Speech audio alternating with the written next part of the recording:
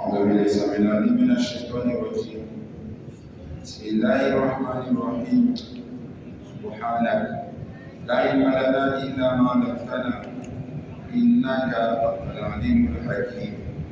رب اشرح لي صدري ويسر لي أمري واحلل عقدة من لساني يفقهوا قولي. السلام عليكم ورحمة الله وبركاته. Donc aujourd'hui, Inch'Allah, nous allons faire le tafsir de la Sourate Kahf pour la première partie, comme on s'était convenu, comme on avait fait rendez-vous depuis le vendredi dernier, Inch'Allah. Donc, mais avant de donner le tafsir de la Sourate Kahf, versets 1 à 15, c'est le thème de la conférence, nous allons d'abord préciser les bienfaits de la Sourate Kahf, qu'est-ce qu'on gagne quand on lit la Sourate Kahf et à quel moment il faut le lire. D'abord, la Sourate Kahf, il est fortement recommandé de la lire tous les vendredis, ainsi que les jours de fête. C'est comme ça que le prophète faisait, il lisait la Sourate Kahf les vendredis et les jours fériés. Et notre référence, c'est le prophète Muhammad sallallahu alayhi wa sallam. Donc nous allons faire comme lui. Qu'est-ce qu'on gagne? Beaucoup de bienfaits que nous ne pouvons même pas citer aujourd'hui, mais on va donner quelques-uns simplement. Lorsque vous lisez, vous avez l'habitude de lire la Sourate Kahf chaque vendredi ou les jours de fête ou autre moment, et que vous rêvez que vous êtes en train de lire la Sourate Kahf, qu'est-ce que vous gagnez? Qu'est-ce que cela signifie? Cela signifie que le jour où vous allez mourir, Allah va vous faciliter et il vous aidera à affronter les affres de la mort, c'est-à-dire les difficultés et les problèmes de la mort. Allah va faciliter tout ça. Ce n'est pas fini. Il fera aussi miséricorde à cette personne qui aura lu de temps en temps la Sourate Kahf et qui l'aura rêvé quand il va être dans la tombe. Il aura de la miséricorde, de la baraka, de la rahma dans sa tombe. Donc c'est un signe, et en plus ce n'est pas fini. Quand vous rêvez de cette sourate, c'est un signe que vous êtes parmi des gens pieux, al-Musilin. Donc si vous rêvez la sourate Kahf, c'est vraiment un signe que vous êtes parmi les bonnes personnes. Mais pourquoi est-ce que je vais rêver la Sourate Kahf? Pour la rêver, il faut la lire de temps en temps. Vous imaginez si vous ne lisez jamais la Sourate Kahf, est-ce que vous aurez la chance de la rêver? Je n'imagine pas. Je ne pense pas que ça va être possible. Pour pouvoir entrer dans cette catégorie des gens qui vont rêver la Sourate Kahf, il faut la lire de temps en temps, en particulier tous les vendredis. أعوذ بالله من الشيطان الرجيم. بسم الله الرحمن الرحيم.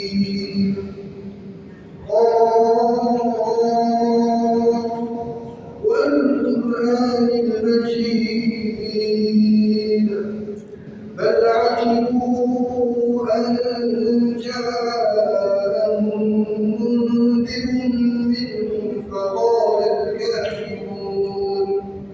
فقال الكافرون هذا شيء عجيب أإذا متنا وكنا ترابا ذلك رجل بعيد قد علمنا ما تنقص الأرض منهم وعندنا كتاب حفيظ بل كذبوا بالحق لما جاءهم فهم في أمر مريج بل كذبوا بالحق لما جاءهم فهم في أمر مريج أفلم ينظروا إلى السماء فوقهم كيف بنيناها وزيناها وما لها من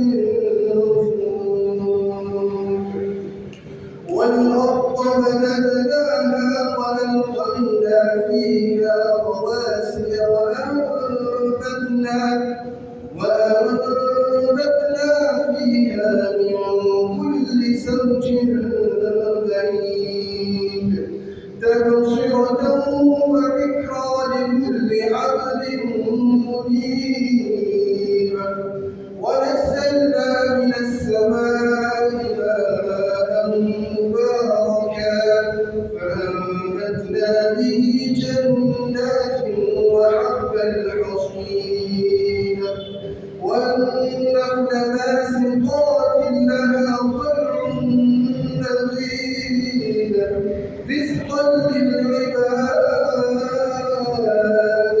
وأحيينا به بلدة ميتا كذلك الخروج كذبت قبلهم قوم نوح وأصحاب الرس وثمود وعاد وفرعون وإخوان لوط وأصحاب الأيكة وقوم تبع كل كذب الرسل فحق وعيد أفعينا بالخلق الأول بل هم في لبس من خلق جديد.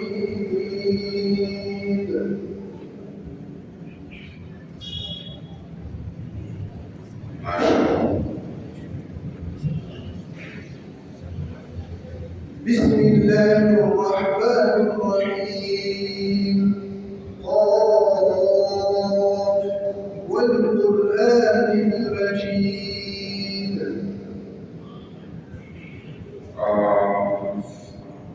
والقرآن المجيد. Ça signifie qu'Allah subhanahu wa ta'ala est en train de jurer par son Coran que ce Coran-là ne vient de lui. Il n'y a aucun doute que ce Coran vient d'Allah subhanahu wa ta'ala et il n'y a aucune erreur dans ce Coran-là. Alors pourquoi la Sourate Kahf?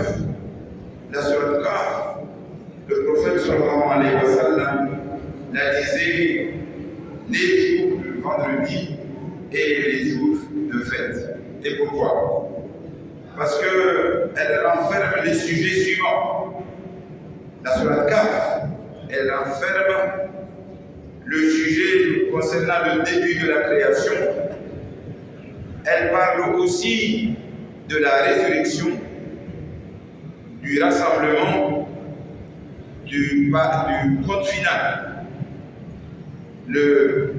Cette sourate, elle parle aussi du paradis, de l'enfer, de la récompense, du châtiment, les exhortations et les avertissements. Toutes ces informations-là sont citées dans cette sourate. Et c'est Dieu qui est le mieux informé. Dieu donc a juré par le Coran le mieux, qui est ce livre, que c'est une révélation d'un Seigneur sage et digne de louange. Donc Allah jure que ce livre-là, il vient de lui, et lui c'est un sage, et il est digne de louange. Qaf wal Qur'an al-Majid. Donc Allah jure. Vous savez que dans le Coran, il y a des sourates qui commencent par une lettre, d'autres qui commencent par deux lettres, comme Kaf, Noun. Il y a d'autres qui commencent par deux lettres, comme Yasin, d'autres qui commencent par trois lettres, comme Alif Lam Mim. Mais il y en a qui commencent par quatre lettres, Alif Lam Mim Ra, d'autres qui commencent par cinq lettres, Alif Lam Mim Swad, Alif Lam Kaf Ha Ya Ain Swad. Vous voyez?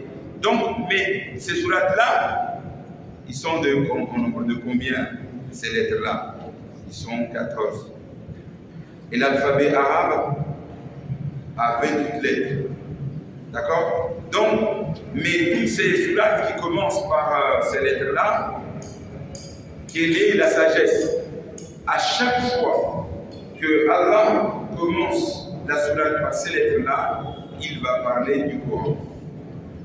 Yasin, wal Qur'an al-Hakim, Alif Lam Mim, ذلك الكتاب لا ريب فيه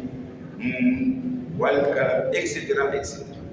Donc il y a de la sagesse. Nous on ne sait pas pourquoi, mais Allah lui seul il connaît. بل عجبوا أن جاءهم منذر منهم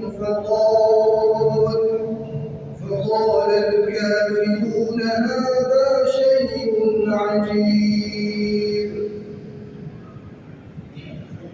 Dans cette histoire, Allah a dit dans ce verset-là, mais les infidèles, en particulier Pharaon, s'étonne que Moïse, c'est Moïse qui est venu lui dire, répands-toi, arrête le massacre. Donc, il s'étonne que Moïse, un homme comme lui, comme eux, vient les avertir et les mécréants disent que c'est une chose étonnante. C'est quoi la chose étonnante? On va l'expliquer. Mais d'abord, ces gens-là, ils s'étonnent que c'est Moïse, Pharaon s'étonne que Moïse, Moussa, alayhi salam, c'est Pharaon qui lui donnait à manger et il a grandi dans sa vie. C'est lui qui s'occupait de lui et maintenant c'est lui qui vient lui dire d'arrêter les bêtises. Il lui dit, toi-même tu as fait une faute. Pharaon dit ça à Moïse, tu as même tué une personne, tu as fait un péché et c'est toi qui peux me donner des conseils. Et là Moïse lui répond, oui j'ai fait une faute, mais c'est par accident, je n'ai pas fait ça volontairement. Et ensuite, Allah m'a pardonné. Et c'est Allah qui m'a dit de venir de dire d'arrêter les massacres. Parce que Pharaon, lui, il a fait quoi? Pharaon, son sorcier, lui avait dit que c'est lui qui viendra te combattre. Ça sera un garçon.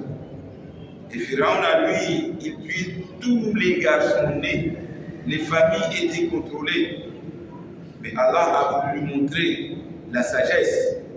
Donc, quand Moïse, alayhi salam, Moussa était né, Allah a informé la maman de Moussa d'aller mettre Moussa dans un bateau et le laisser. La maman de Moussa alayhi salam avait peur, mais Allah l'a rassuré, lui a dit, ne t'inquiète pas, c'est moi qui suis le chargé de mission, je veux m'occuper de la situation. Et donc, le bateau a flotté dans la mer sous le regard, le contrôle d'Allah, jusqu'à ce que les pharaons et son armée recueillent Moïse, alayhi salam, Moussa, alayhi salam, et il l'amène chez lui. Et sa femme lui dit que comme on n'a pas d'enfant, on doit s'occuper de cet enfant-là. Moïse, on a accepté. Et il a dit même que la personne qui accepte, mais un enfant qui doit se nourrir du lait, il n'y avait pas de lait. Donc, Pharaon, il a dit, il a rassemblé toutes les mamans qui avaient des bébés, à celui que Moussa alayhi salam acceptera de prendre son lait, il va habiter chez lui et ensuite il aura un salaire. Et beaucoup de mamans sont passées. Et finalement, Moussa alayhi salam n'acceptait pas de prendre le tété de toutes ces mamans-là. Sauf quand sa propre maman est arrivée, c'est là où il a pris. Et à ce moment-là, Pharaon il a dit, c'est toi qui vas être ici, nourrir ce bébé avec ton lait et ensuite tu auras un salaire. C'était le début de l'histoire. Donc, Pharaon a nourri Moussa alayhi salam, Moïse, il payait sa maman et ensuite il a donné de la nourriture et ensuite c'est lui qui viendra le tuer. Allah a voulu lui montrer, comme toi tu te crois malin, sage, alors la personne qui va c'est ça la morale, la personne qui va te tuer, c'est toi-même qui va le nourrir, le loger et sa famille et ensuite il va te tuer.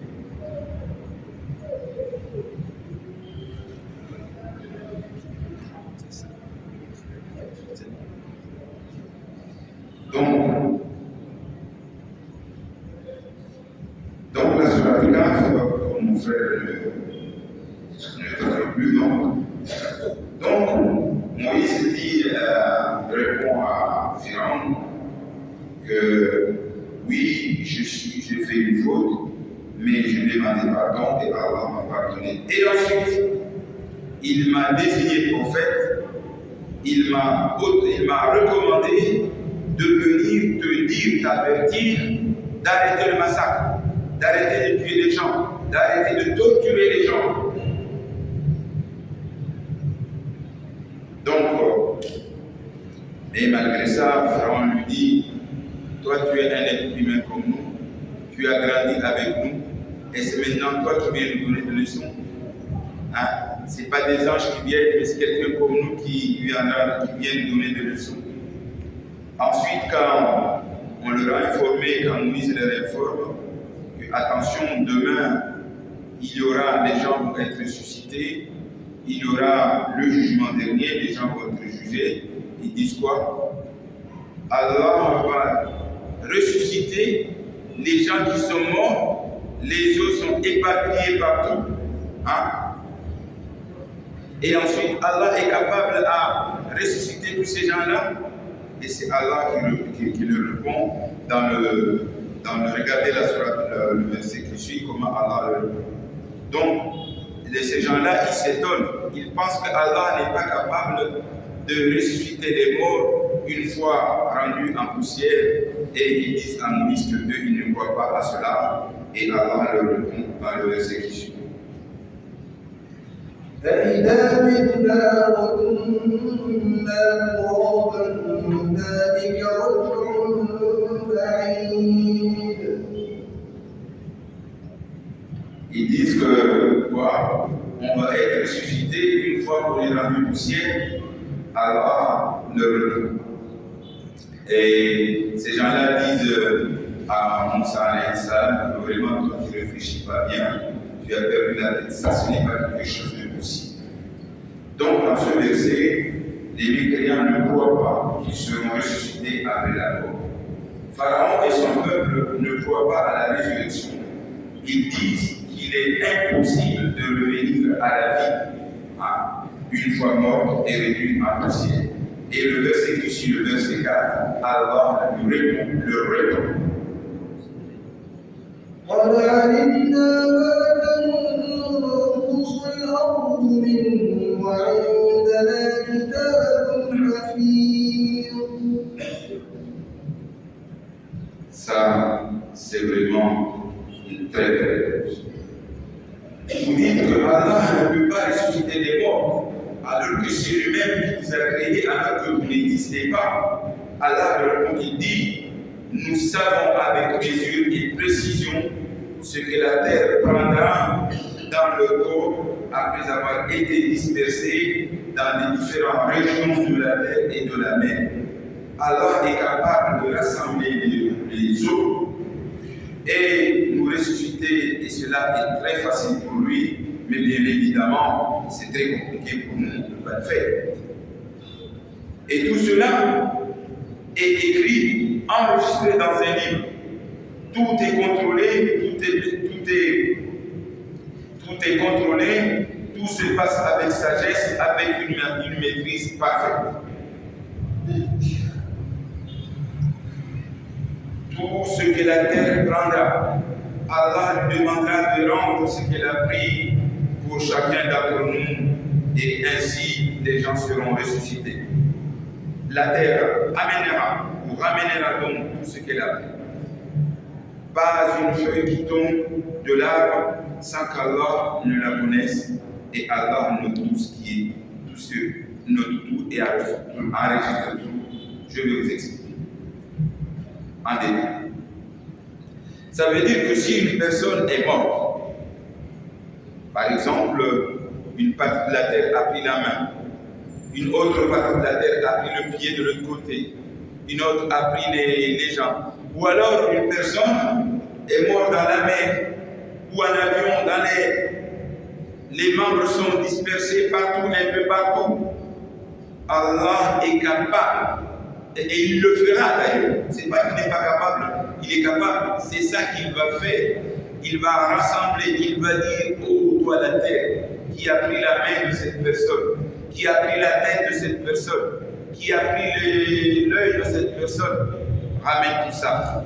Et vous remettez en place ce que vous avez pris, ce que vous avez mangé. Ce n'est pas tout.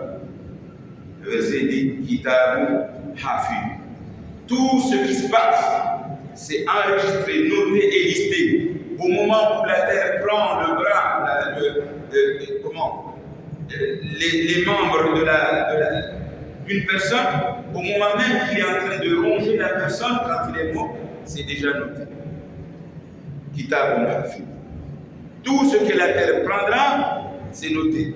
Une terre a pris la main, une terre a pris la tête, une terre a pris les oreilles, une terre a pris les pieds, le ventre, tout ce que la terre a pris, Allah va leur dire, parce que c'est déjà noté avec précision, vous rendez tout ce que vous avez pris.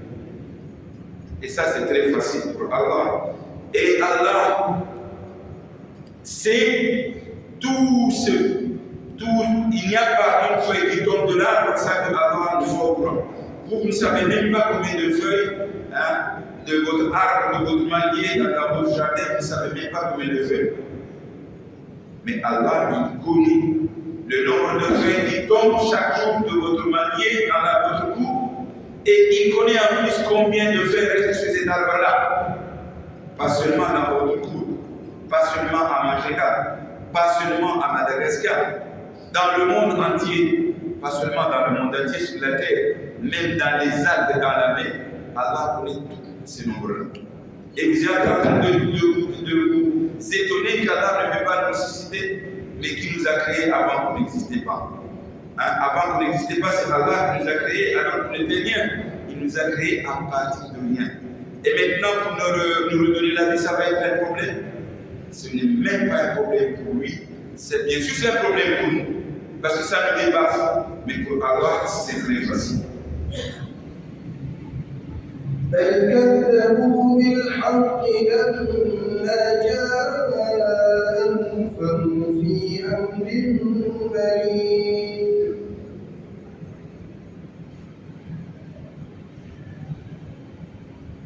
Alors, malgré que ces vérités-là leur sont parvenues, beaucoup de personnes n'acceptent pas toujours la vérité. Ils sont égarés, ils hésitent. Il y a des troubles mentaux dans leur tête. Ils veulent croire, ils ne veulent pas croire. Ils sont dans l'incertitude. Mais c'est Allah qui a la connaissance parfaite, comme ce qui se passe dans le cordon ombilical. La relation qui coordonne la relation entre bébé et maman, chaque chose fonctionne avec service. Ça veut dire quoi? Ça veut dire que nous, on est en train de se poser des questions. Est-ce que Allah peut nous susciter ou ne peut pas? Des choses que Allah maîtrise parfaitement. Mais Allah nous dit, vous posez la question sur ça, mais est-ce que vous connaissez, vous avez de la sagesse, même sur le cordon ombilical quand vous êtes dans le ventre de votre mère? Vous savez, le cordon ombilical, c'est le petit tuyau là. Quand on est né, on coupe. D'accord? Donc ce tuyau-là, même ça, on ne sait même pas, on n'a même pas la connaissance de ce qui se passe, je vous explique. Dans ce tuyau-là, à certains disent au cordon ombilical, on va dire, il y a deux tuyaux. Il y a un premier tuyau qui communique entre le bébé et la maman. Donc, c'est la maman quand il mange, il nourrit le bébé. Et à partir de ce tuyau-là, la maman fournit de l'oxygène au bébé. Donc, c'est la maman qui donne la vie au bébé par le premier tuyau. Il donne à manger, à boire, tout passe par ce premier tuyau. Il y a le deuxième tuyau qui communique du bébé vers la maman. Maintenant, le deuxième tuyau-là a pour mission de donner des ordres à la maman, faire des demandes dans lesquelles la maman sera obligée d'accepter Ça se passe comment? Vous voyez, quand une femme est en grossesse, enceinte, elle va vous demander des choses que vous n'imaginez même pas ça avant. Ah, aujourd'hui, moi, je vais manger de la pomme, alors qu'en situation normale, il n'aime pas. Je vais manger du manioc, je vais manger ceci. Même toi, tu te dis, mais qu'est-ce qui se passe? En fait, c'est le bébé qui oblige à la maman de lui donner la nourriture dont il a besoin, la vitamine dont il a besoin. Et la maman subit la demande. C'est parmi la rahma d'Allah subhanahu wa ta'ala. Et la maman va mettre de la pression. C'est la rahma. De la pression à son mari. Il faut m'acheter par exemple des pommes de terre aujourd'hui, de la pomme, de l'orange, ceci, cela, et la liste est longue. Et le mari va courir. Pourquoi? Pour répondre à la demande du bébé. Ça, c'est la rahma d'Allah. Il nous protège depuis la naissance. Depuis dans le ventre, on est protégé. Ensuite, vous savez quelle position on est quand on est dans le ventre de la maman. Les odeurs sont devant, mais nous, le visage, il tourne, on est tourné comme ça. C'est-à-dire, comme si j'ai vu le bébé, il est là. On est voilà. Ça, c'est mon bébé. Le bébé, ouais, il est là. Pourquoi dans cette position-là? Parce qu'il ne doit pas sentir les odeurs. Il ne va pas, Dieu ne l'a pas fait comme ça. Et tout ça, c'est calculé. Tout ça, c'est calculé. Et ensuite, une autre sagesse. Vous voyez ces deux filles-là, que Allah les a mis dans un seul endroit, ne se touchent jamais. Si ces deux filles se touchaient, la maman et le bébé pourraient mourir. Et pourtant, ce bébé-là, il fait beaucoup de déplacements dans le ventre. Et même le jour de la naissance, il bouge beaucoup. Mais malgré tous ces mouvements-là, jamais ces deux dieux ne se croisent. C'est comme des fils électriques, plus ou moins. Si ces deux dieux se croisaient, se touchaient, la maman et le bébé pourraient mourir. Mais Allah, il maîtrise tout ça. Ça, je vous ai donné juste un exemple pour vous dire combien Allah est sage. Et malgré toutes ces connaissances-là que nous, on ne maîtrise même pas, on est en train de le juger, de dire qu'il ne peut pas faire ça, il peut faire ça. Non, vous faites erreur pour ceux qui analysent ainsi. أفلم ينظروا إلى السماء فوقهم كيف بنيناها وزيناها وما لها من فروج.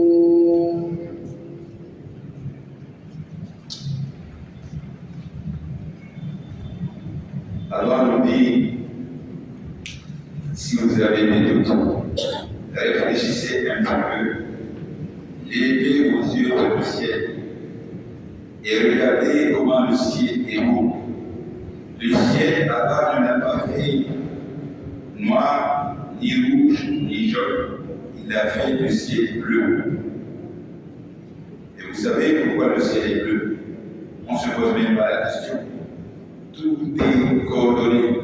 Parce que la mer est bleue, le ciel prend sa couleur de la mer. Est-ce que vous pouvez utiliser ça? Donc tout ça pourquoi? Parce que Allah sait la beauté, la couleur que nous, on va aimer quand il a choisi la couleur bleue. Il a mis les étoiles, il a mis le soleil, il a mis la lune. Tout ça pour faire quoi? Pour faire beau, pour que quand on regarde le ciel, on soit content. Tout ça, c'est pour faire plaisir à qui? À l'être humain. Il nous dit, réfléchissez un peu.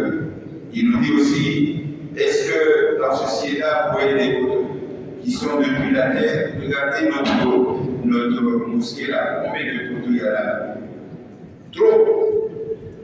Mais le ciel, zéro poteau, il est stable, jamais en panne. Vous avez déjà vu le soleil tomber en panne un jour, depuis sa création jusqu'aujourd'hui, jusqu'au jour du jugement dernier. Le soleil va nous donner sur de la lumière. Ici, tout le temps, on souffre de la lumière, Dieu a coupé, ainsi de suite. Nos maisons, après 5 ans, la peinture est partie. À quel moment vous avez vu le ciel a peinture est parti. Pas de fissure, zéro fissure. Tout est beau tous les jours, la lune, le soleil, jamais de mal. Et vous dites qu'Allah ne peut pas ressusciter le mot, réfléchissez un petit peu, Allah est en train de nous exhorter. Réfléchissez un petit peu, levez le ciel et méditez, levez les yeux dans le ciel et méditez, regardez, réfléchissez. والأرض مددناها وألقينا فيها رواسي وأنبتنا فيها من كل زوج بهيج.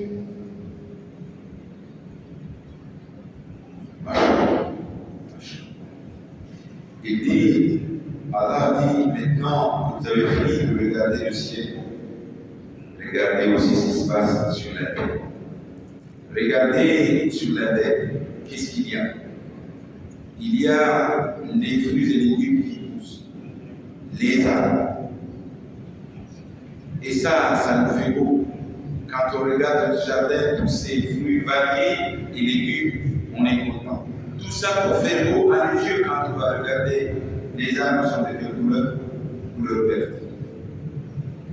Regardez maintenant les fruits et légumes. Chaque fruit, chaque légume, Dieu leur a donné quoi? De la forme. Et ça, c'est calculé. Le coco à boire ne ressemble pas au manier. Le manier ne ressemble, la forme du manier ne ressemble pas à la forme de la pomme. La forme de la pomme ne ressemble pas à la forme de la tomate. Ainsi de suite, on ne pourrait pas finir la liste. Chaque fruit, chaque légume a sa forme et sa taille.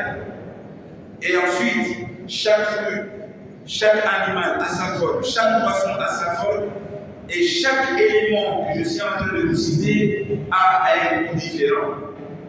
Mais tout ça, c'est calculé.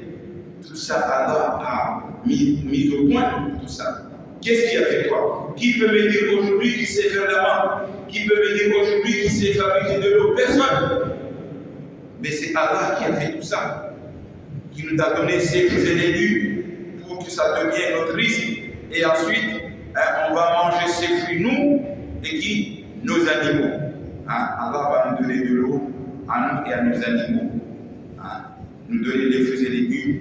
Tous les animaux et les poissons qui sont dans la mer, tout ce que le soleil éclaire, sont au service de l'être humain.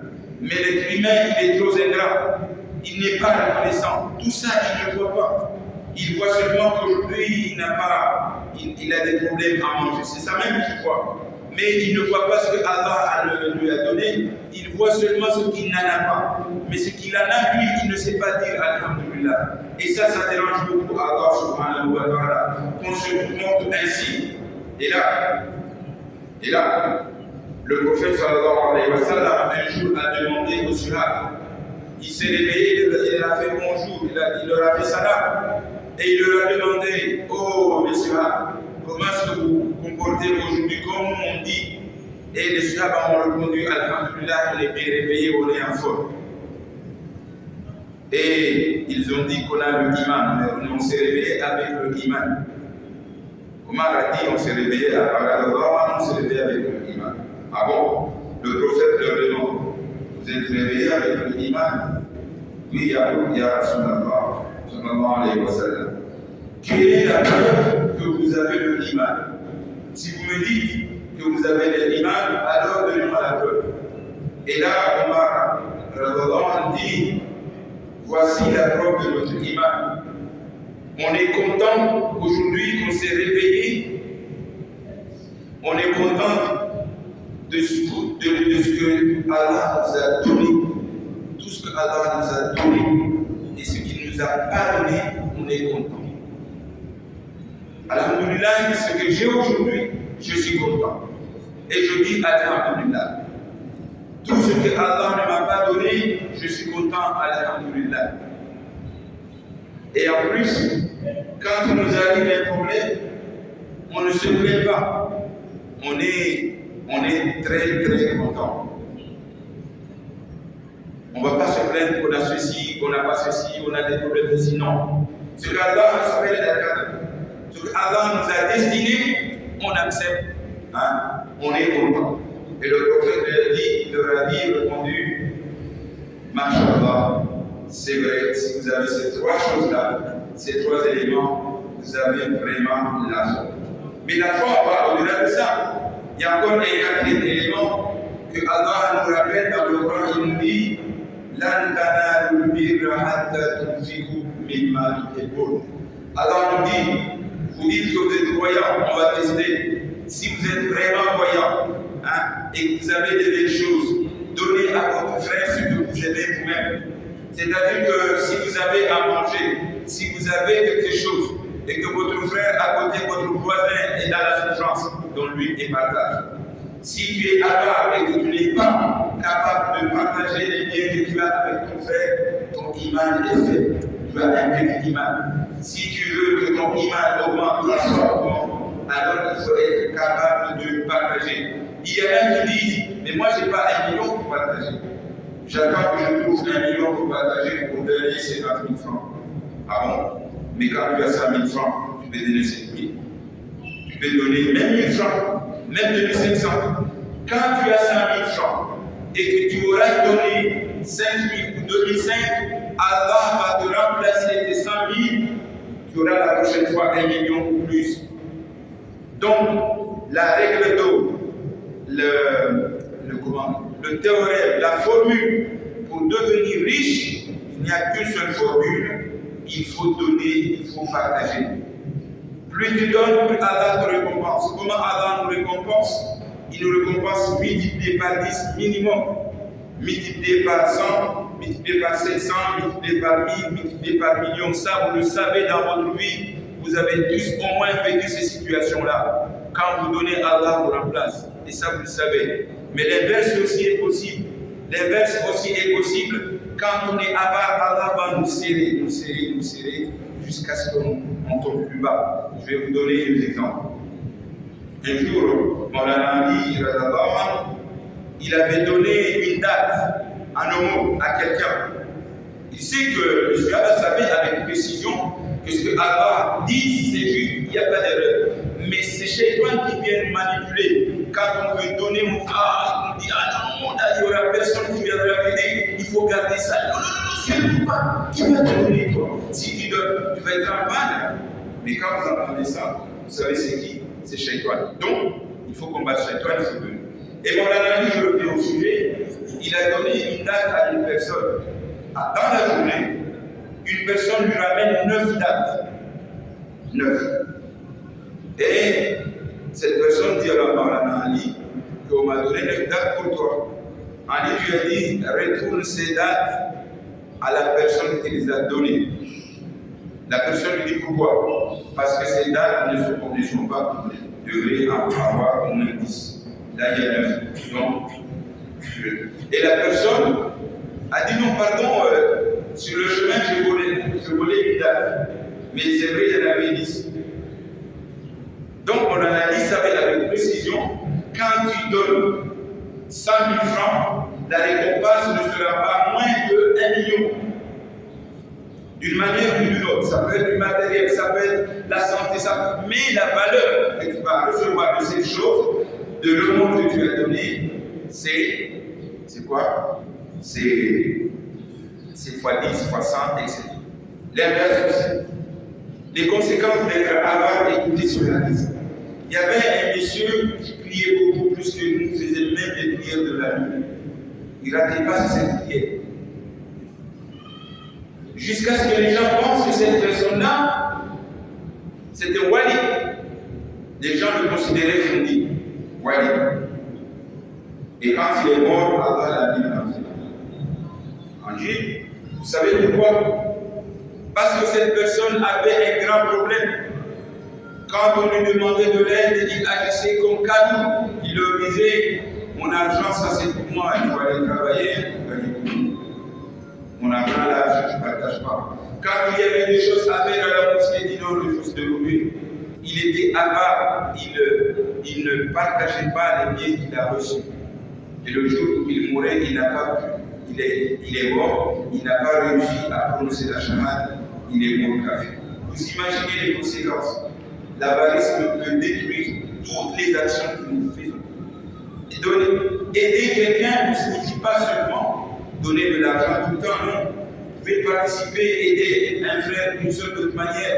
Vous avez du savoir, vous pouvez partager le savoir. Il a un problème, parle-lui avec des bonnes paroles. Tout ça, ça fait partie de monde. Il y a plein d'actions. Mais par exemple, tu es un chef dans un bureau. Il y a quelqu'un qui vient te demander quelque chose. Et lui, ne l'enfonce pas. Là, tu peux créer des problèmes toi-même. تبصرة وذكرى لكل عبد منيب.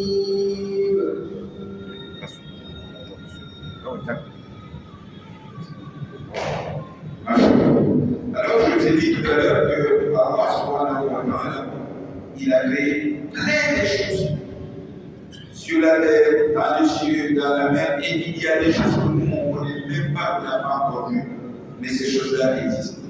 Et chaque créature a sa propre forme. D'accord?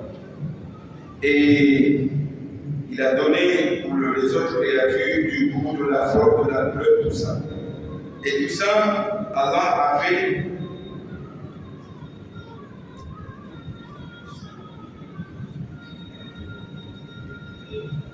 Et Allah a fait ça pour quel objectif, pour quel intérêt?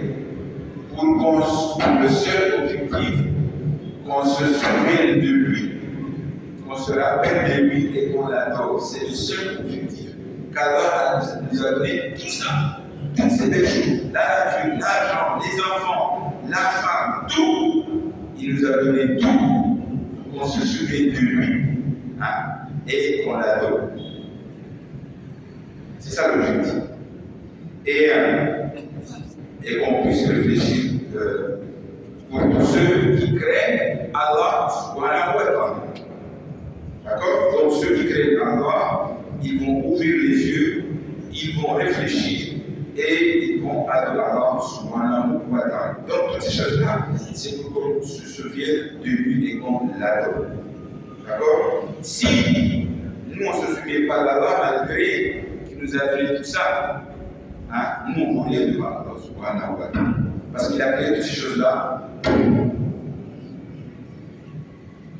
ونزلنا من السماء ماء مباركا فأنبتنا به جنات وحب الحصيد. ما شاء الله. Il nous dit وَنَزَلْنَا مِنَ السَّمَاءِ مَاءً مُبَارَكًا. Il nous dit que c'est Allah qui fait descendre du ciel de la pluie Mubarak. Mubarak, c'est quelque chose de très important. On va essayer d'expliquer le mot Mubarak. Et de l'eau Mubarak, ce n'est pas seulement de l'eau bénie. Et quelle est la preuve que cette eau-là est bénie? Mais quand l'eau descend sur la terre, qu'est-ce qui se passe? Tous les fruits et légumes poussent. Et c'est ça la baraka. La baraka signifie l'augmentation et la durée.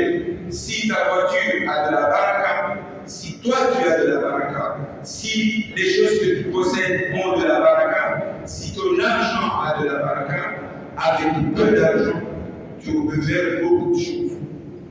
Alors que si ton argent n'a pas de la baraka, même si tu gagnes beaucoup d'argent, hein, tu ne pourras pas faire grand-chose, l'argent va partir comme ça, et tu ne vas même pas savoir, mais c'est une partie de mon argent. J'avais 1 million, 2 millions, c'est parti.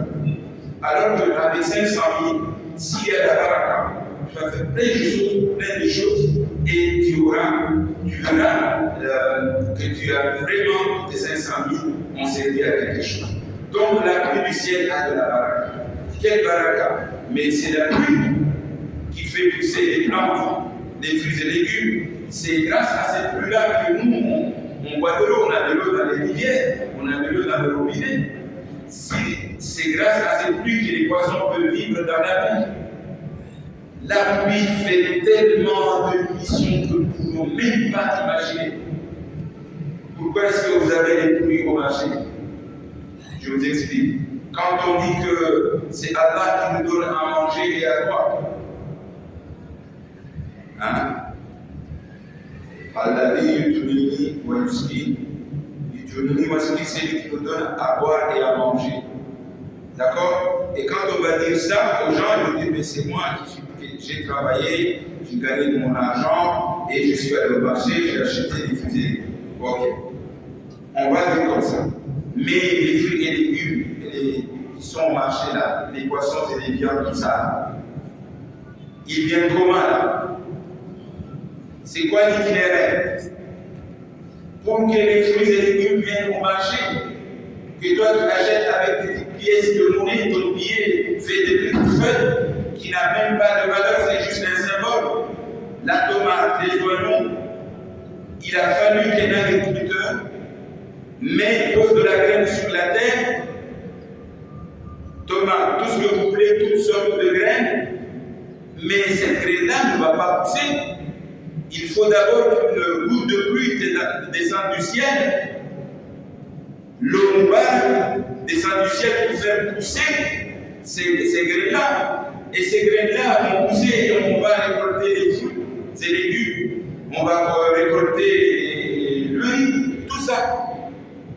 Mais ce n'est pas fini. Ces fruits et légumes sont encore au champ là-bas. Allah a déjà mis un dispositif, un programme, avec des gens dont le travail, on les appelle les transporteurs. Il va y avoir un transporteur qui va transporter ces fruits et légumes au marché. Et c'est après que tu vas aller au marché avec facilité pour acheter des fruits et légumes. Ce n'est pas tout. Allah t'a donné une femme encore. Et tu vas acheter ces fruits et légumes, tu vas déposer à la maison et toi tu vas jouer. Et quand tu reviens, tu trouves que le repas est terminé. Mais tout ça, c'est Allah qui a fait. S'il y avait un seul élément qui manquait dans ce programme-là, mais tu ne pourrais pas avoir le repas. Allah nous dit dans le Coran, il nous dit, lorsque nous mangeons là, devant l'assiette, on doit se souvenir de l'itinéraire de notre nourriture pour dire Alhamdulillah. Cette nourriture, Allah nous dit dans le Coran, j'ai oublié le verset, ça va venir là, Inch'Allah. Donc Allah nous dit, où est la nourriture que vous êtes en train de manger?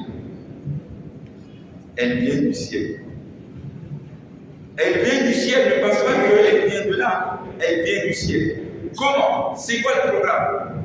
Allah nous dit que cette nourriture que vous mangez là, j'ai fait descendre de la pluie du ciel qui a fait pousser les plantes et ces plantes-là ont poussé.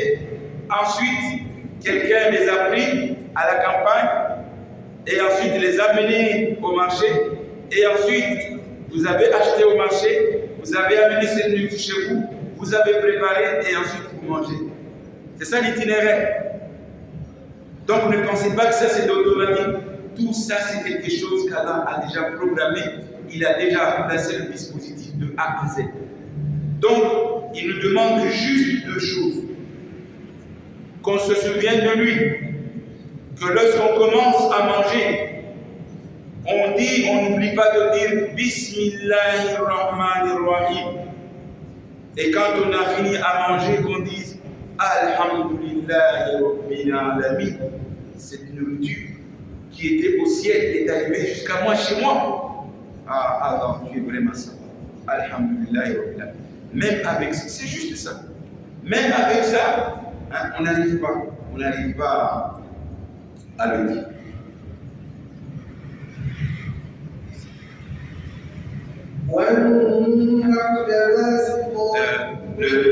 Le verset est venu.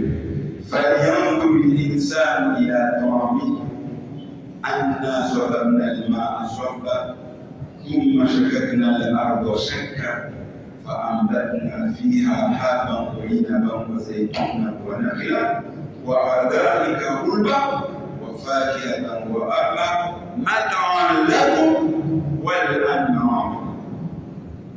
فَلْيَنْظُرِ الْإِنسَانُ إِلَى طَعَامِهِ. Et toi, est-ce que sais d'où vient ta nourriture? Et la réponse est tout ce que je viens de vous dire. Il vient abattre une goutte de l'eau qui vient du ciel et qui a fait pousser toutes les plantes. Les plantes vont pousser et nous, on va manger nous et nos animaux. C'est clair? والنخل باسقات لها طلع نضيد. Ça, c'est déjà expliqué. Ça veut dire qu'avec ce groupe de pluie, c'est elle qui a fait pousser tous les fruits et légumes qui sont sur la terre dans les 5 continents. C'est la pluie qui fait toutes ces choses-là parce que c'est une pluie bénie. Vous ne pouvez pas imaginer les composants qui sont dans l'eau, c'est inimaginable. Une seule terre, même avant, tu peux pousser une plante, ça sera une autre, tu fais pousser une autre, ça sera une autre, etc. On ne peut pas imaginer la technologie, la haute technologie qu'Allah utilise, ça nous dépasse. رزقا للعباد وأحيينا به بلدة ميتا كذلك الخروج.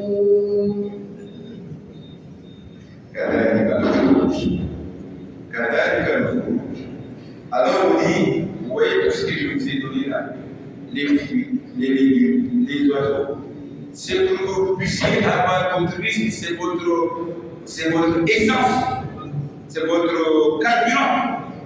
Si vous ne mangez pas, vous allez mourir. Si vous ne buvez pas, vous allez mourir. Donc je vous ai donné l'eau et la nourriture pour que vous puissiez vivre votre subsistance, votre risque. Et maintenant que je vous ai donné tout ça, vous dites que je ne peux pas vous ressusciter. Mais les plantes là, avant qu'ils repoussent, mais les plantes étaient mortes. Quand vous donnez les graines, ce sont des graines qui se mortes. Et moi, Allah dit, je les fais revivre. Ça revit à nouveau. Et vous dites que je ne peux pas vous ressusciter, vous. Mais de la même manière que je fais revivre les plantes qui étaient mortes, vous aussi, je peux vous faire ressusciter, je peux vous faire revivre quand vous aussi vous serez morts. C'est ça la réponse.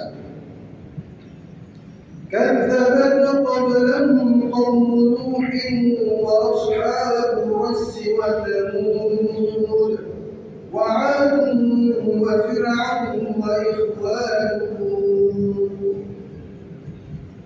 Et Allah nous dit, vous voyez la façon dont vous raisonnez là. Vous n'acceptez pas la vérité. C'est comme ça que vos ancêtres, parmi vous, qui sont venus avant vous, ont réagi. Et je les ai tous punis. Comme qui? Comme nous, noyés dans la mer. Comme Pharaon, noyé dans la mer rouge. L'autre est qui?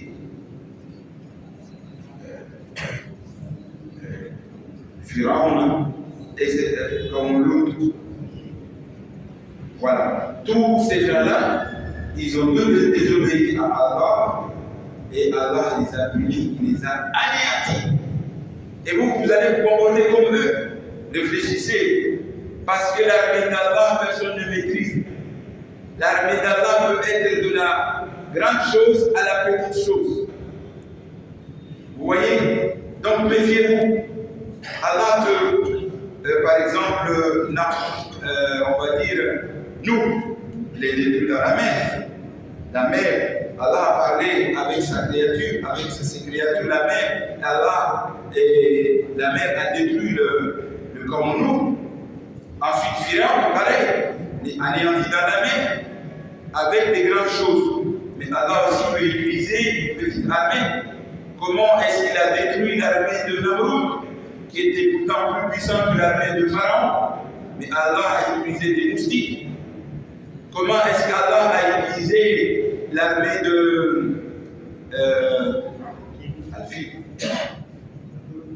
Abraham dans la sourate Fil? Abraham qui voulait aller détruire la Kaaba, Allah avec des milliers d'éléphants, qu'un seul éléphant pourrait détruire la Kaaba, mais Abraham avait des milliers. Et Allah les a détruits avec quoi? Avec des petits oiseaux. Nous, ici, Allah nous a testés aussi. Et nous, on dit qu'on est la nouvelle génération, on maîtrise la technologie. Mais Allah nous a envoyé le Covid, Cette fois-ci, ce n'est même pas des moustiques, encore des créatures plus petites qu'on peut voir au microscope. Petits que les moustiques, on était de super occupés.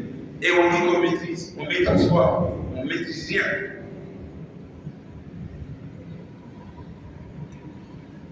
وأصحاب الأيكة وقوم تبع كل كذب الرسل فحق وعيد أفعينا بالخلق الأول بل هم في لبس من خلق جديد.